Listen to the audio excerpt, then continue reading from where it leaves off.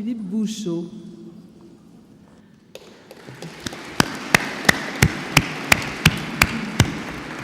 Jean-Philippe Bouchot est spécialiste de la physique statistique.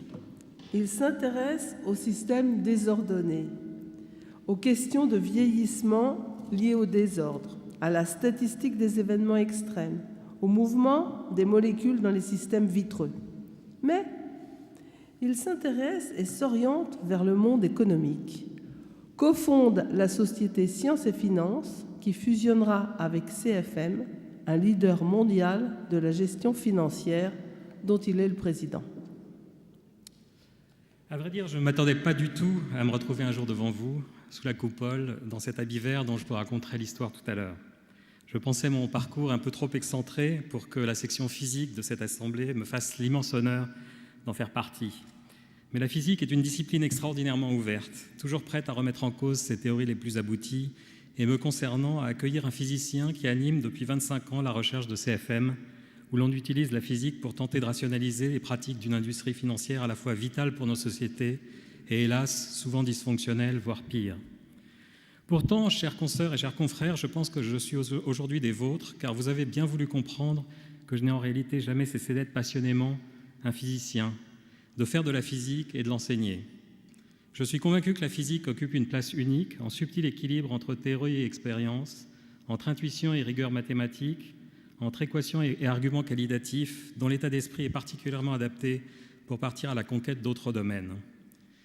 Pierre-Gilles Dogène en était, je crois, l'incarnation parfaite, et j'ai été un de ses admirateurs transis. Lorsqu'Antoine Georges et moi lui avions demandé il y a 30 ans un petit texte sur pourquoi faire de la physique à l'aube de l'an 2000, il nous avait écrit que la physique était comme le latin et le grec pour nos aïeux, une clé pour aborder d'autres cultures. Est-ce l'injonction de Pierre-Gilles qui a déclenché ma migration vers l'économie et la finance quelques années plus tard ? En réalité, le déclencheur aura été le krach boursier de 87, qui a sérieusement ébranlé le dogme des mathématiques financières de l'époque et qui est entré en résonance avec l'une de mes marottes de toujours, les événements rares, les anomalies statistiques, ce que Benoît Mandelbrot appelait le hasard sauvage. Je me suis rendu compte en préparant ce discours que mes sujets de recherche ont souvent concerné des anomalies, des effets inattendus. J'ai compté parmi mes articles scientifiques une douzaine de titres qui contiennent le mot « anomalie », à commencer par notre article avec Antoine Georges, « Anomalous Diffusion in Disordered Media », paru en 90, qui résumait les concepts théoriques dans lesquels je baignais lorsque la crise financière de 87 est survenue. Diffusion anormale, statistiques non gaussiennes, phénomène critique. Mon article de 91 sur la première mise en évidence expérimentale de Wolde-Lévy attire alors l'attention de Christian Walter. Il m'explique que l'ingénierie financière est entièrement bâtie sur les statistiques gaussiennes, en particulier la fameuse équation de Black-Scholes, alors universellement utilisée dans les banques. Les modèles classiques en économie et en finance supposent que les agents sont rationnels, les fluctuations bénignes, les marchés stables et efficients. Je pense exactement le contraire. Je pense même que ces modèles eux-mêmes sont source de risques systémiques et partiellement responsables des crises, comme je l'écrivais dès 1995 dans Le Monde. Il ne s'agit évidemment pas de prétendre que les crises sont prévisibles ou évitables, mais de défendre l'idée que les modèles actuels sont perfectibles, que les concepts et les méthodes développées pour l'étude des systèmes dits complexes offrent des perspectives très intéressantes pour modéliser les crises, les discontinuités, les basculements collectifs, mais aussi les situations d'évolution permanente, d'incertitude radicale. 10 ans après la grande crise de 2008, le paysage intellectuel semble évoluer. Il faut tout de même se rappeler qu'en 2009, Robert Lucas, prix Nobel d'économie 95, déclarait que la crise n'avait pas été prédite parce que la théorie économique prédit que de tels événements ne peuvent pas être prédits. De nombreux économistes appellent maintenant à une refondation de leur discipline et mettent en place des projets interdisciplinaires. Malheureusement, comme le notait si bien Jean Monnet, les hommes n'acceptent le changement que dans la nécessité et ils ne voient la nécessité que dans la crise.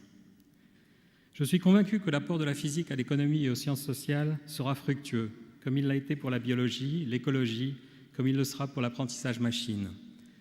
L'une des idées forces que la physique statistique nous apprend est que le comportement d'un ensemble de molécules en interaction peut être fondamentalement différent du comportement de molécules isolées. L'eau glace et l'eau liquide semblent être deux corps différents, et pourtant ce sont les mêmes molécules qui les constituent.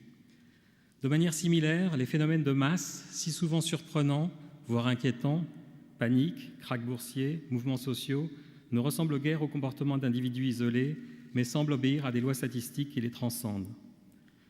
La déclinaison de ces effets collectifs dans différents contextes aura été un des fils rouges de ma recherche, des matériaux vitreux à la macroéconomie.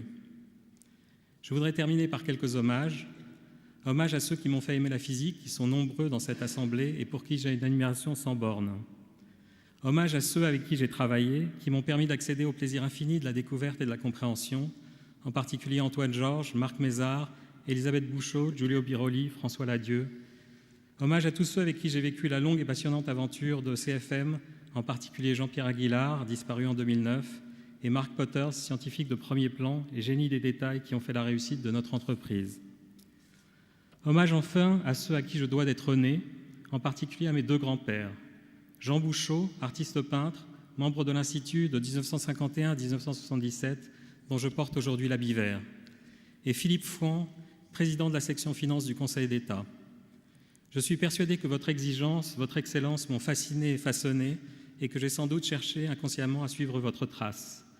Car notre seule prétention à l'immortalité est bien dans la transmission et cette académie me semble précisément incarner la longue et essentielle chaîne du savoir dont j'ai aujourd'hui l'honneur d'être l'un des maillons. Je vous remercie.